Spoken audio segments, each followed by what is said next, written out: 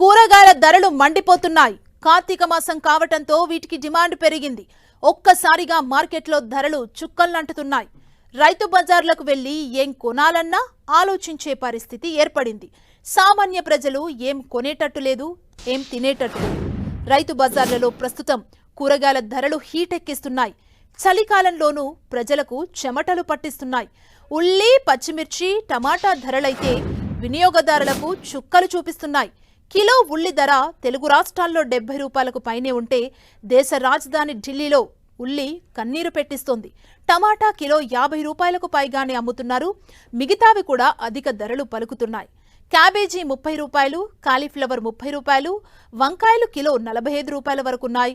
వీటితో పాటు kilo beetroot 50 రూపాయలు, క్యారెట్ కిలో 65 రూపాయల ధర ఉంది. బీన్స్ 55 రూపాయలు, బెండకాయలు 50 రూపాయలు, బీరకాయలైతే కిలో 50 రూపాయలు పలుకుతున్నాయి. మరోవైపు అల్లం వెల్లుల్లి ధరలు ఆకాశమే హద్దుగా దూసుకెళ్తున్నాయి. కిలో అల్లం ధర 90 రూపాయలు కాగా కిలో వెల్లుల్లి ధర 350గా ఉంది. గత కొద్ది రోజులుగా కూరగాయ ధరల్లో భారీ వ్యత్యాసం కనిపిస్తుంది. కూరగాయలను కొనుగోలు చేసేందుకు మార్కెట్కు వెళ్తే ధరలు చూసి సామాన్యులు జంకుతున్నారు.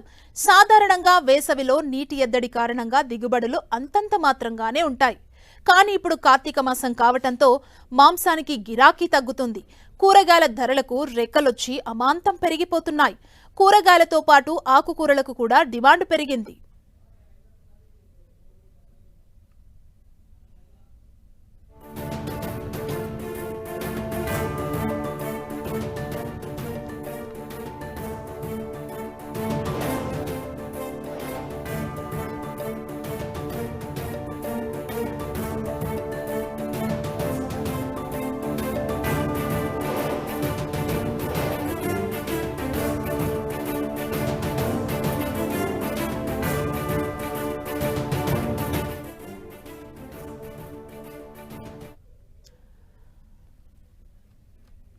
కూరగాయల ధరలు మండిపోతున్నాయి. కార్తీక మాసం కావటంతో వీటికి డిమాండ్ పెరిగింది. ఒక్కసారిగా మార్కెట్లలో ధరలు చుక్కల్నంటుతున్నాయి.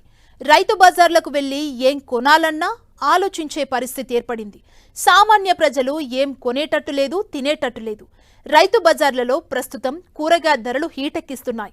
చలికాలంలోనూ ప్రజలకు చెమటలు పట్టిస్తున్నాయి. ఉల్లి, పచ్చిమిర్చి, టమాటా ధరలైతే వినియోగదారులకు చుక్కలు చూపిస్తున్నాయి.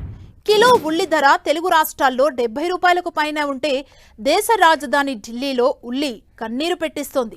టమాటా కిలో 50 రూపాయలకు పైగానే అమ్ముతున్నారు. మిగతావి కూడా అధిక ధరలు పలుకుతున్నాయి.